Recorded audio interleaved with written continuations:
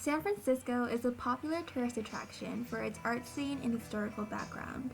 Some of the visitors might come for Union Square or the Golden Gate Bridge, but others may be allured by the numerous supernatural attractions that are also sprinkled around the city.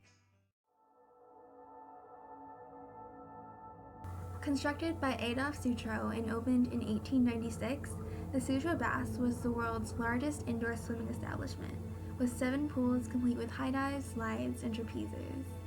The bath's popularity declined with the Great Depression and eventually closed in the 1960s as plans were put in place for residential development on the site. Soon after demolition began, however, a catastrophic fire broke out, bringing what remained of the glass-encased bathhouse to the ground. Today, it's a popular tourist attraction. However, it's not your typical park. As one sign warns, people have been swept from the rocks and drowned. The most frequently retold story involves a young woman who was swept out to sea and drowned. It's believed that her ghost actually comes back, and apparently when teens call her in the cave and bring candles, she's supposed to come and either move or put them out. Variations of the story always involves a young woman, except when it's not. According to a September 1961 article from the now debunked San Francisco News Call Bulletin, 2 policemen reported a little gray-haired man who whistles softly as he flits through the echoing, cavernous Old Fun Palace. When SFPD detective James Clark went after him, the little man just seemed to vanish. However, the most common supernatural sighting would be the old patrons of that bath. They're most often seen at night and can be mistaken for normal visitors, if not for their turn-of-the-century swimming attire. Given the typical nighttime climate of San Francisco, they make quite an unusual sight in their sundresses and swimming pants, wielding umbrellas and towels. They seem to reenact the vast past, roaming the stone ruins while laughing and playing. Golden Gate Park is home to trails, picnic areas, and museums. With all the recreational activities to offer, the park also has a darker side, and has been rumored to be a haunted place for over a century. Perhaps the most famous ghost of the park can be found at one of the lakes.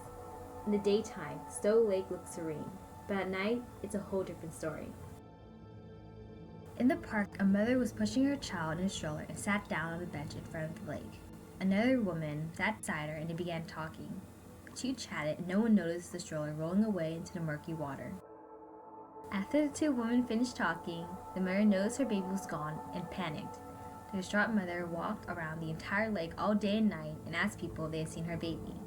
Finally, she went into the lake looking for her child.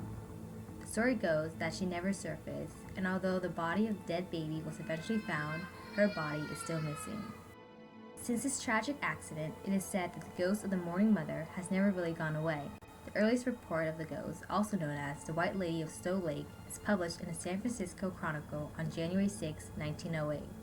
It was reported that a police officer had stopped a speeding car and found a driver to be in a panicked, agitated state.